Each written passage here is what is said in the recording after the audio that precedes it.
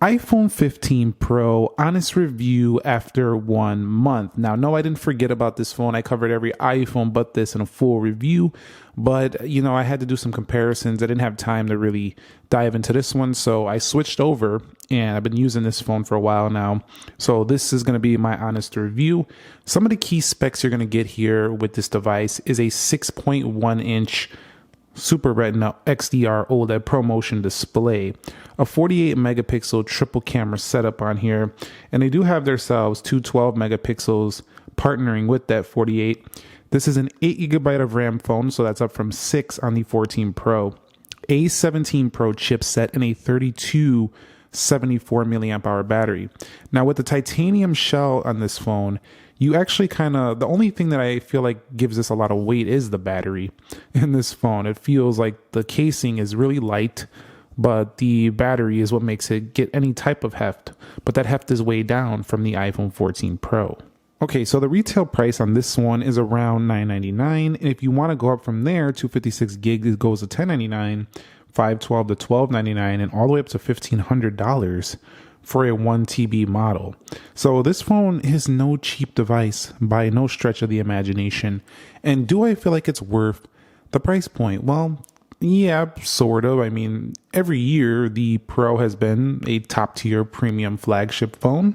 And if you're coming from a cheaper phone, this is always going to feel like a premium product. However, do keep in mind that if you've been buying like the 13 Pro or the 14 Pro, you're going to want to trade those off to get this cheaper, because I would say it's not worth the full retail if you have a trade-in offer. Like it just would be silly to go pay full retail and keep your old phone. It wouldn't make no sense, because you can get this for much cheaper in that case. Okay, so when it comes to the body, the weight, and the design of this phone, well, we're looking at a blue titanium on this model. You can see power button right there, 5G antenna. You'll see right here, we do have ourselves USB-C. That's the biggest change on all the iPhone 15s. Been loving that. Precisely drilled speaker and microphone holes. Over here on the left side, we do have ourselves the action button and the volume rockers. Now, the action button is pretty nicely reached here on this one, and it is programmable. You could do a lot of things with that action button. I find myself using silent right here now instead of using it on action button anymore. And so if we go back, action button, right here, you have a lot of things you can do with it. So that's a neat feature. I also think on the 15 Pro, it's a little bit more enjoyable to use because it's more reachable. It's a little bit high up on the iPhone 15 Pro Max. But this phone, one of the things that really strikes me about this is just it's so much lighter than the other Pros that came out before, the 13 Pro and the 15 Pro. So this is the most comfortable one since the 11 Pro, if I'm being quite honest with you. IP68 dust and water resistance, and the camera bumps are not massive on this phone. So overall, this is a sleek premium iPhone.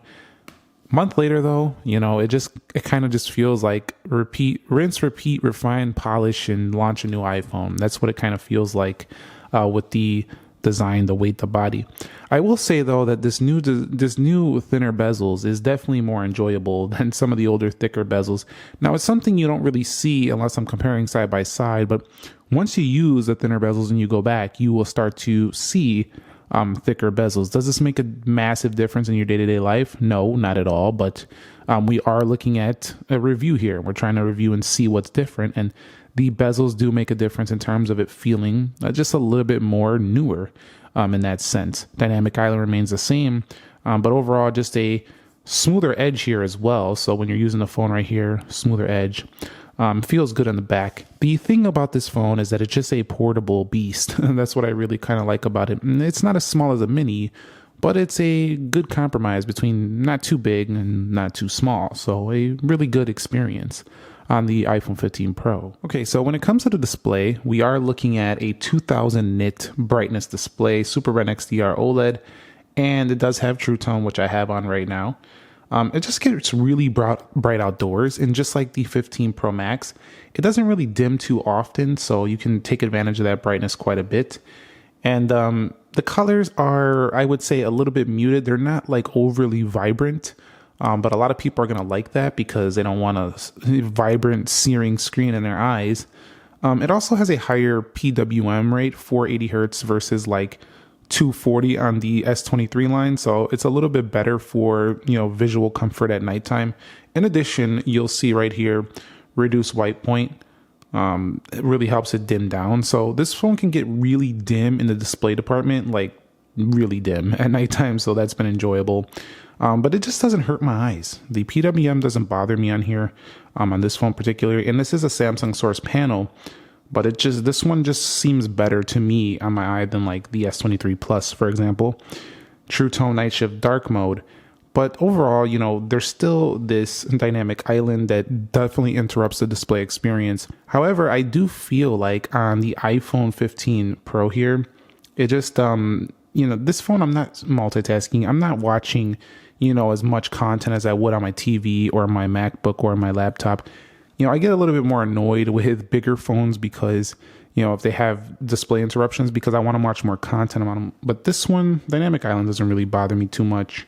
It's just overall a really high quality display. So you definitely get what you pay for here on the iPhone 15 Pro. There's no real major cons to this panel in my experience so far. And Apple's keeping always on display just for the pros once again. So you definitely can enjoy that. If you don't want to get the 15 or 15 Plus and you go with this, you'll get the always on display. So that's quite nice.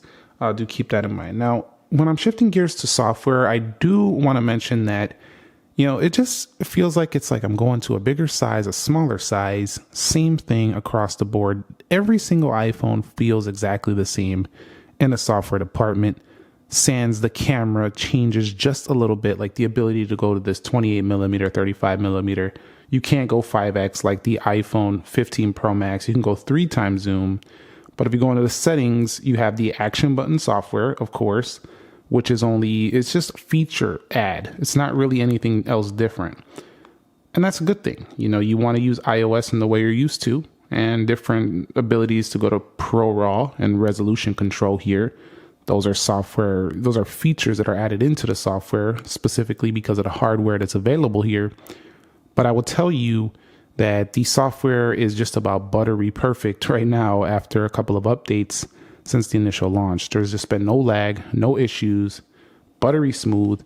Although the animations I feel like can get faster, this phone doesn't feel like the quickest compared to some Android competitors when launching applications, but it's probably the smoothest, to be quite honest with you. Also, this software is going to go several years with that A17 Pro chip. We're probably talking 6 years on this one. 8 gigabytes of RAM is computer level RAM. Like this is like MacBook level RAM now on the iPhone. So I expect this to maybe last even a year longer than the iPhone 15 and the 15 Plus. So very happy with the chipset and the RAM on here. Now, I know you might be thinking, well, what about the heat? Has it gotten hot? It does get hot under certain circumstances. Sometimes when I'm charging, it'll get warm right here, same area as the iPhone 15 Pro Max, but it doesn't get so hot that it hurts or anything like that, like it hurts my hand or something like that. No, it doesn't burn my hand or nothing like that.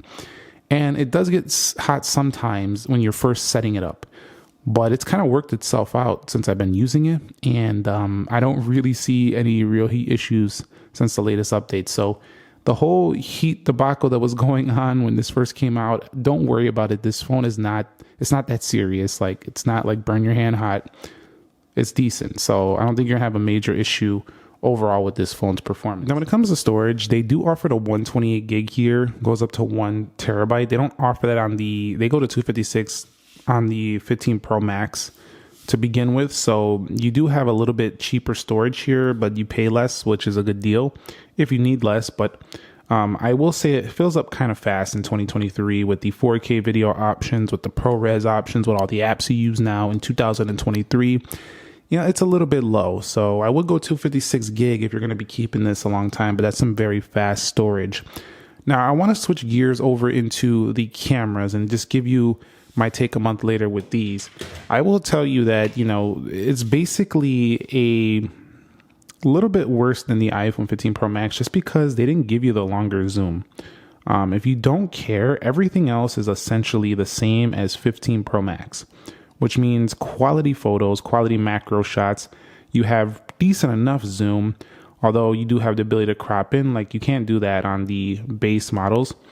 You have portrait mode, panoramic, and of course the selfie does that portrait thing where it automatically detects on there. So let's go to photo, and you'll see right here the little focal point or f-stops right there.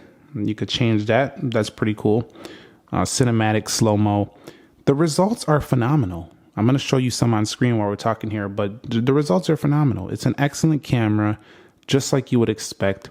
My only thing with this camera is, like I say, I just don't like when they put the zoom. I just don't like it when they put like less zoom or a less feature on a phone that costs $1,000, like Apple. Let's keep it the same as the bigger model. You know, why do I get less zoom? I mean, I know they're trying to separate some phones here, give you a little reason to go to the next one, but come on, man. Like the last one had the same amount of zoom, and now this year we're taking away something. Don't like that. But overall, you know, some people are just not going to care. So 15 Pro still sells very well, and there's in some cases it's still hard to get the 15 Pro or the Pro Max in some areas. You know, you got to check frequently because sometimes the color option, the storage option you want sells out. But overall, the cameras are still top level like you would expect. They've been solid. Now, the audio performance on here, coming out the speakers at the bottom and up at the top here, it's very hard to see. Actually pretty darn loud. I would say this is one of the better smaller phones when it comes to speaker phone call performance, loudness. Also audio, you would be surprised. This thing can boom. You know, for being a little phone here, this thing it's got some volume to it. So, and it sounds crispy at the high level. So if you're looking for some solid audio performance, this is going to be one of those phones for you. Now, battery though, not my favorite. This is just, okay, last time I charged it to 92% was yesterday at 3:34 p.m. We're at 8:07 a.m. the next day, 35. Yes, that's solid, you might say. I wasn't using it much, though. I was watching a movie last night. So, I wasn't using it much, and it's draining. So this phone right here is, unlike the 15 Pro Max, it's not a long haul beast. It's an all-day phone. But the 15 Pro Max is an all-day and then some, and then some. This phone is an all-day phone with just regular use. You're charging it every night. If you're heavy using it, you're charging it probably 6, 7 p.m. You're going to throw it on the charge just to make sure it has some juice. This one, not as impressive, but don't let me fool you into thinking that this doesn't last. It's if you're just waking up, going to work, doing your thing, put your phone in your pocket, using it throughout the day, it's not gonna kick out on you. I'm not saying that. What I'm saying is if you're a heavy power user, you're using your phone all day long, this one is not as strong as what I experienced on the Plus or the Max.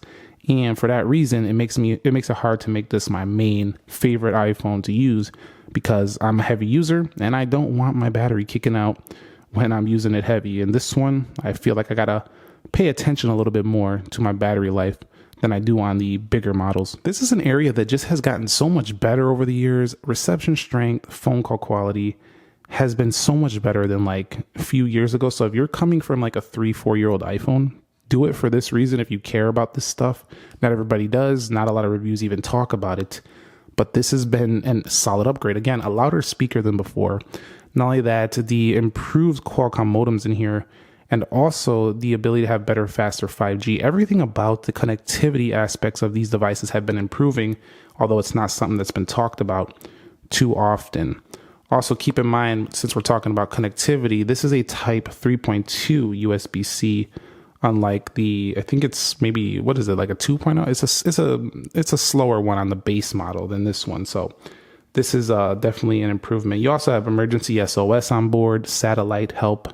I mean, this has got the works when it comes to those emergency features as well. So are there any major cons? I've been praising it majority of this video so far. Well, I would say there's not a lot of major cons. It's kind of boring. It's similar to years ago. The first couple of weeks, you're going to love the design and you're going to get used to it. And it's going to be just another iPhone, another year.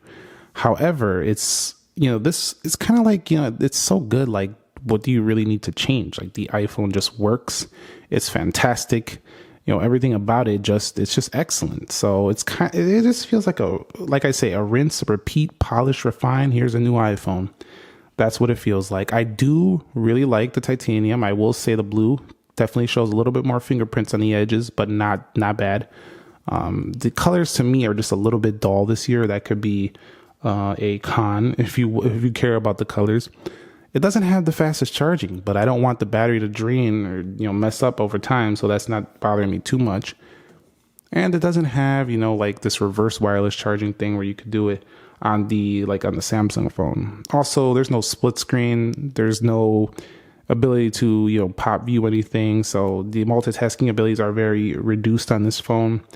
There's not really much else to say that's a con with it. I would say that maybe the front facing camera could get a little bit better. It could match up a little bit closer with the rear, as in they could go to town making the front facing camera a little bit higher quality to match these back cameras. AI is going to be a con, as new chips and phones are getting AI type of experiences. But overall, this has been a really, really strong offering. And I think a really refined, polished one if you've been wanting to do an upgrade.